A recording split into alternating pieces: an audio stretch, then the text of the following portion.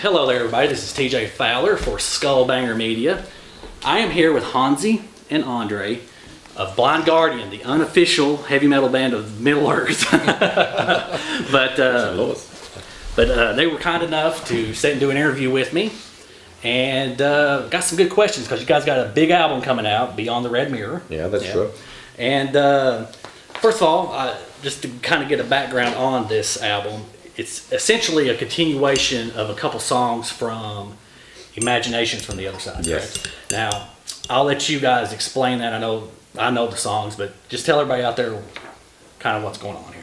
Well, basically, it is very closely related to Imaginations, not only with regard to the two songs, but also with regard to almost every song on the album.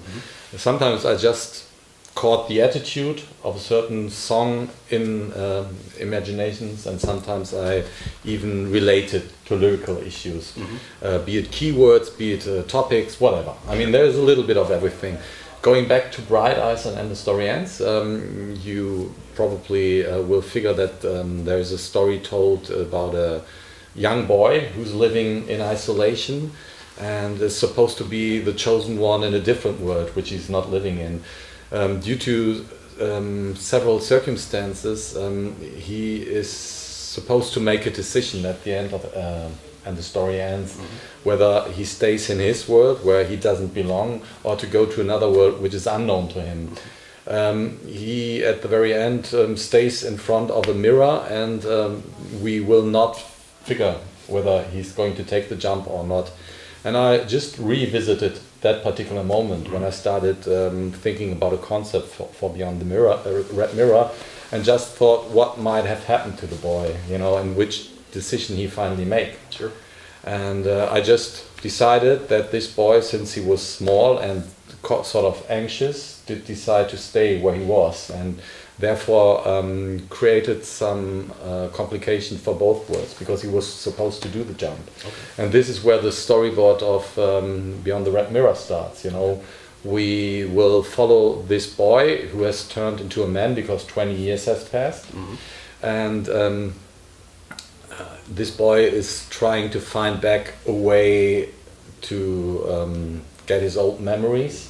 And once he gets his old memories, he realizes the mistake he has made, and therefore tries to find a way back to this other world. And this is supposed to be found at the Red Mirror, which is the final portal between the two worlds. Okay. All right. Let me get this microphone just a little closer here, by the way. So I'll take that away. Sure. Make sure that is on. Yeah. Okay. All right. So now, Blind Guardian, it's no surprise to anybody in the metal community. When it comes to a Blind Guardian album, you guys show a lot of attention to detail. Yeah. A lot of attention. And through the years, you have obviously implemented orchestral elements. This album, you've really implemented some orchestral elements. Yeah. 3 choirs, I believe, from 3 different cities. And countries even. Yeah, countries, yeah. Boston, Hungary, or Boston, Massachusetts, Hungary, and Czech Republic. That's true. And then you also have 2 full 90-piece orchestras, right? Yeah. Now, how do you manage that kind of insanity? I mean, how do you make? I mean, can you talk about why you used that much, and what makes it? How do you keep it all in order without it falling apart?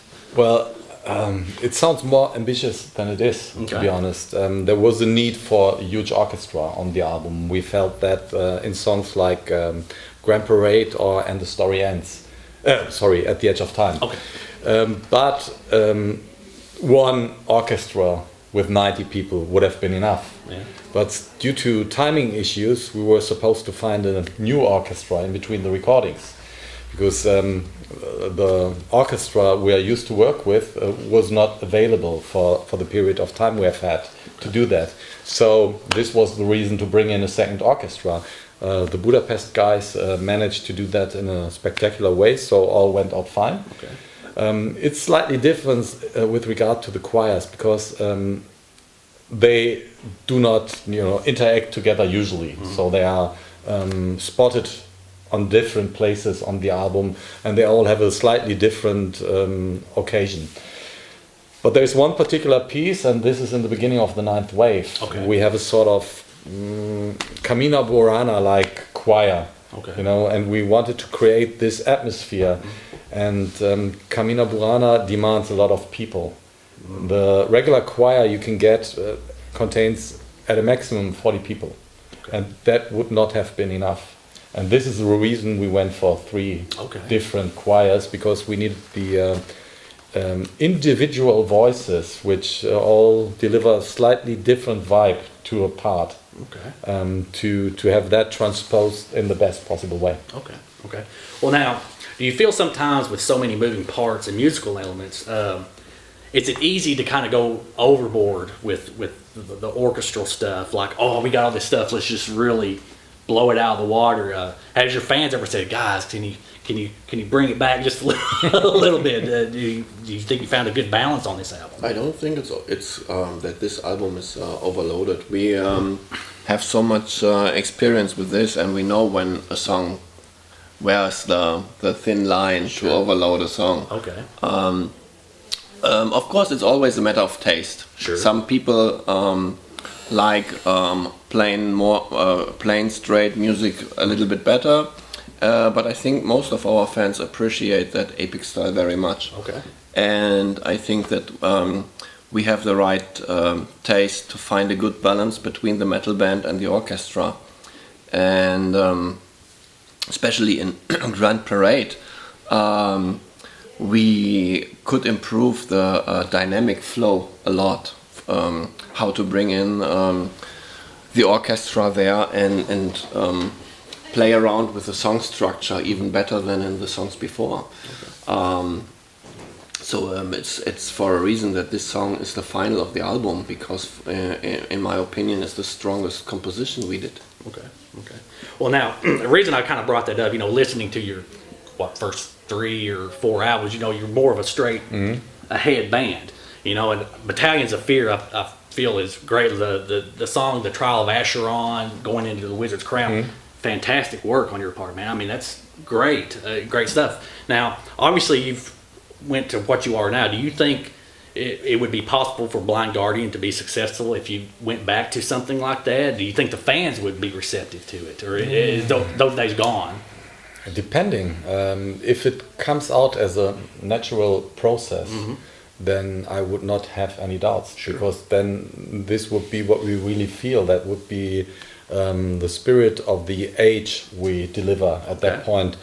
But since this is not coming out naturally, we do not push it. There's no need to push it. I think that for us, as far as we can go in the, let's say, original 80s sound, is a song like Holy Grail, which is very straight, and for us it's like in the tradition of the old Blind Guardian style. But the band improved playing-wise and performance-wise. It's a little bit different, and you cannot turn the time back. I mean, the albums were good in the time when they were done, and you should leave them there. For me, it's more important to be authentic, and what we do now, how we think now, how we improved as musicians. Doing such a thing wouldn't be so authentic, because we could never catch this original spirit again that we lived during these days of the 80s. Well, I agree. If you try to fake it, usually people see it. So. It's even, if you're just thinking about pleasing someone else than yourself, you're lost. Well, now, about Beyond the Red Mirror, what do you think will be the biggest surprise for the Blind Guardian fans when they hear this album when it releases in February? And what do you hope that a listener will get from this album? I think pretty lots of stuff is going on in the Ninth Wave, and this is maybe one of the surprising plots on the album. If you listen to this one, I would be really surprised if that does not strike people by surprise. Why is that? There are so many dystopian, disturbing elements in. There is an orchestra in, but it's strictly in a completely different way in comparison to Wheel of Time or Sacred Words, for example. It has more of a distorted 20th century classical orchestra, and it's just supporting the band, because the main element there, different to At the Edge of Time and Grand Parade, would be the band's performance. You know, the rhythm guitars are outstanding on this number. They're down-tuned, they are far more brutal than anything we have done before. It has a modern metal sounding type of thing going on, but still in a Blind Guardian shape. Great. And this is maybe the biggest challenge, you know, to bring in something which does not normally interfere with Blind Guardian, but in a matter that it interferes. The choir, as mentioned before, will surprise people, even though this is maybe something you would expect from Blind Guardian. Right. The way I started singing will most certainly catch the people by surprise. Sure. Okay, great. Okay, so next question here. Now, in times past, you've reached out to fans. I know of once that you asked, hey, what would you like us to write a song about? And I'm a fan of what you wrote the song about, the Dragonlance saga. And I know it's not, some big lengthy work compared to some of the other stuff you've done. But I've always been a fan of Dragonlance. I like the Raceland character. Oh, and, beautiful. Oh, he's a great character, And I don't care what... Dragonlance in that community, the Dungeons & Dragons community, it gets kind of a bad rap. But me personally, I think some of those characters that were written were very well done. Yes. And Raceland... I would agree. Yeah, Raceland was fantastic. And the song you wrote, Soul Forge, was fantastic. As a Dragonlance fan, and I know you got to do it if it feels authentic, would you ever think about going back and revisiting maybe that world or a character or anything? It depends on the song. I would not have detected it if we would not have had this request to the fans, this voting. I loved it, and I agree. Wrestling is amazing. There are other interesting characters. At the moment, I'm more tending to do more individual stuff. Sure. Be it storytelling, like on Beyond the Red Mirror, be it something personal. This would be more in my spirit at the moment. Sure. But in general, the way I'm going to design lyrics is demanded by the music. Okay. So if there is a song which I feel has the sort of Dragonlance attitude, then I would do so. Okay. Well, let me ask this. I'm going to put you on the spot. Besides Raceland, who was a character that you did think was kind of a standout guy or female in those sagas? I like the knight who died. Stern. Yeah. Stern. This is one guy I liked a lot. And of course the pseudo hobbit dwarf guy. The Kender, Tasselhoff. The Kender, the Tasselhoff guy that stole everything. Yeah. Did you read the novels as well, or was it all on him? Okay. But I played every Dungeon and Dragon computer game. Sure. Unfortunately, I didn't like them so much. Yeah, it's a pity, because I think the concept is great. Yeah. But they never found a really good. Baldur's Gate. You never played Baldur's Gate? Did you ever play that one? Of course, Baldur's Gate is one of my. That was Dungeons and Dragons. Yeah, that was Dungeons. That was in Forgotten Realms. You're right. There you go. Okay. I take it back. Nerding out. Okay, I take it. Baldur's Gate 1 and 2 was brilliant. Time for coffee. was brilliant, of course. Yes, that was brilliant games, and they did a remake of Baldur's Gate. Yes, that is awesome. Yeah. I forgot about. Don't worry, I'll remind you. But okay, if I'm talking about earlier games, you would agree about them being bad. Is that what you're talking about?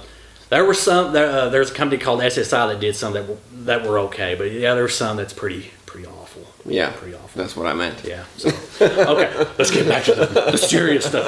All right, guys. Now, a tour.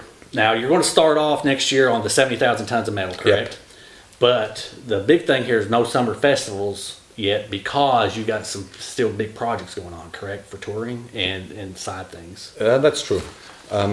First, there will be the European tour, Okay. which starts in April and will keep us busy until the mid of June. Okay. And then instead of doing festivals, we decided it is about the right time to go back to the studio, and I will have to do a good amount of my finishing in the orchestral project. Okay. We started writing stuff for that 20 years ago. Okay. And so we feel it's about the right time to let this little baby go. Sure, sure. If everything works out fine, this is going to happen in 2016. Okay. After this gap in summer, we most probably will hit North America first. Okay. And then go to South America, Australia, and Japan. And then Christmas again. Okay, great, great. Now, guys, this is something I try to ask every metal band because it's a little unique. And actually, I don't see it being beyond you guys because you've covered the Beach Boys before. Yeah. Okay. Well, being from Tennessee, Elvis is a big thing there. If Blind Guardian was to do a Elvis tune, which one would you like to do? I'm a big Elvis fan, so to say that. And I know a lot of songs, but I still have to take an all-time classic, which Andre immediately will agree on, I'm sure. Viva Las Vegas. Oh, I mean, Dead Kennedys did a remarkable cover version of that back in the 80s. Yeah, Viva Las Vegas is a cool Viva song. Las Vegas is so damn great, and we love Las Vegas. But yeah, right. But he also did some faster stuff in his early days, right? And probably you could check out if something fits for the faster guitars and from the rhythm. But that's a thing. If you would do something, about songs, you know. if you would think about it and would go in the details, you had to check some. A Devil in Disguise also would be great too. So there are many songs. His latest Flame, you know. I feel it is easier to go for Viva Las Vegas. That would be mine. Okay. And, you know, and I have to sing it. yeah, I have to sing that. All right, well, guys, we'll wrap it up. I love Las Vegas. That's fine with me. Okay, all right. Well, now we'll wrap it up here, and I want to say thank you again for taking the time to talk to me. Thanks for having us. I've been a fan in Tennessee since '95. Thank you. And again, is there anything you want to say to anybody out there before we get off here? Come to Helsinki and see us when we're here in June. Are you coming in June? Yeah. Oh, yeah. Okay, great. Join the live party. Yeah. We need everyone. We like everyone. Yeah. All right. Thanks a lot. And thank you.